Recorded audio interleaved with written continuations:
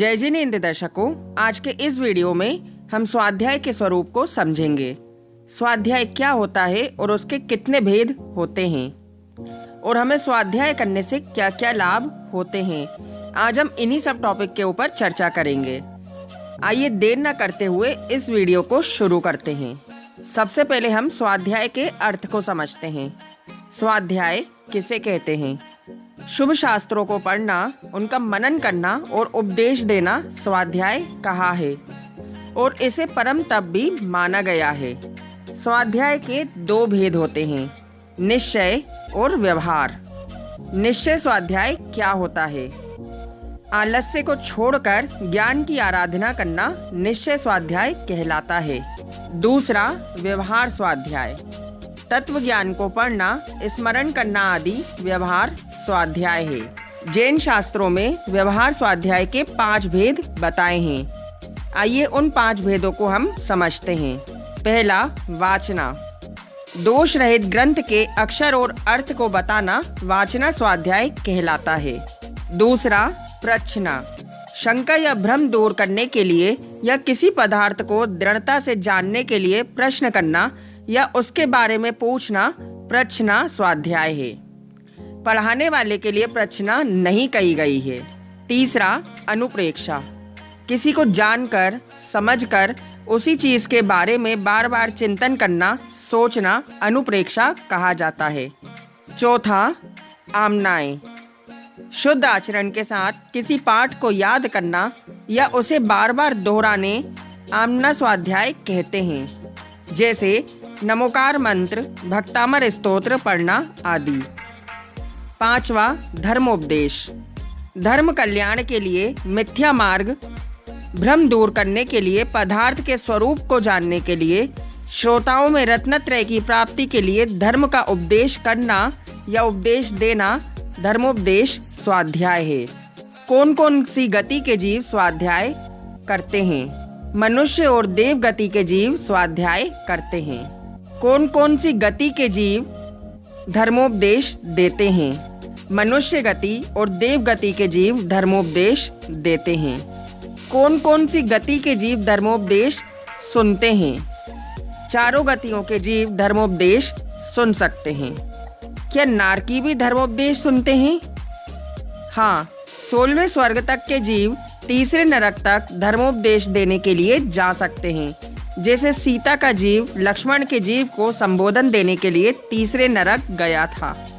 दर्शकों, अब हम जानते हैं ज्ञानाचार के 8 अंगों को।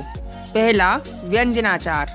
व्याकरण के अनुसार अक्षर, पद, मात्रा को शुद्ध पढ़ना, पढ़ाना व्यंजनाचार अंग कहलाता है। दूसरा, अर्थाचार। सही सही अर्थ समझकर पढ़ना पढ़ाना अर्थाचार है।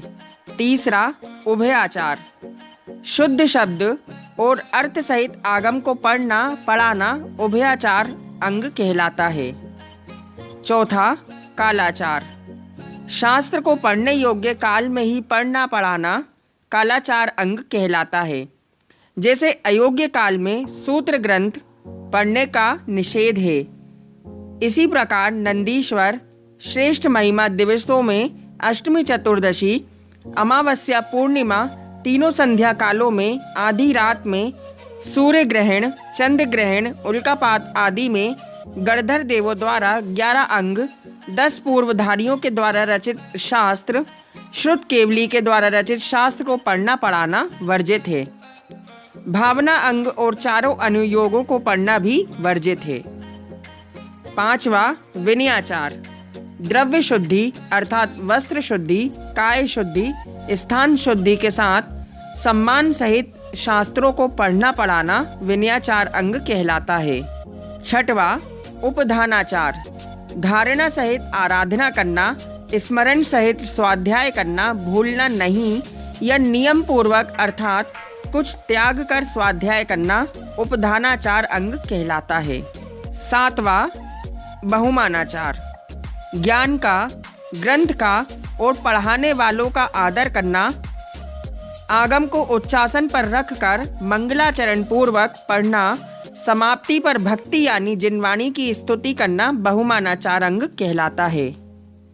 8वां, अहनिवनाचार। जिस शास्त्र से या जिन गुरु से आगम का ज्ञान लिया हो उनके नाम को नहीं छुपाना।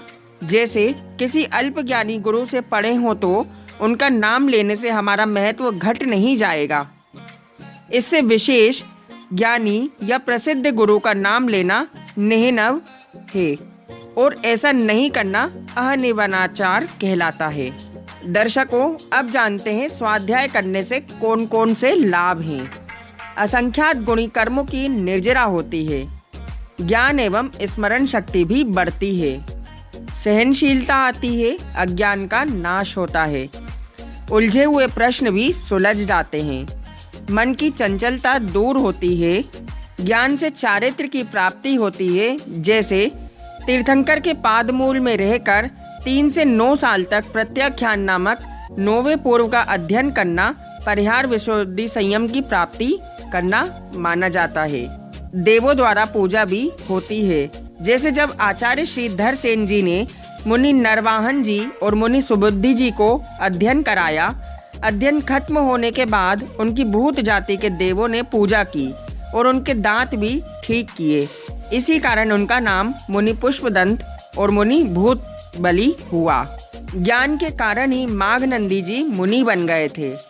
तत्व चिंतन के लिए नए नए विषय प्राप्त होते हैं और शास्त्र स्वाध्याय सुनते सुनते एक अजैन बालक कालांतर में शुल्लक गणेश प्रसाद वर्णी जी बने थे। तो दर्शकों, आपने जाना स्वाध्याय करने से हमें कितने लाभ हैं। इसलिए हमें निरंतर स्वाध्याय करते रहना चाहिए और अपने ज्ञान में बढ़ोतरी करना चाहिए। स्वाध्याय करने से ही हमें धर्म की शिक्षा मिलती है और अच्छे कार्य करने की भी प्रेरणा मिलती है।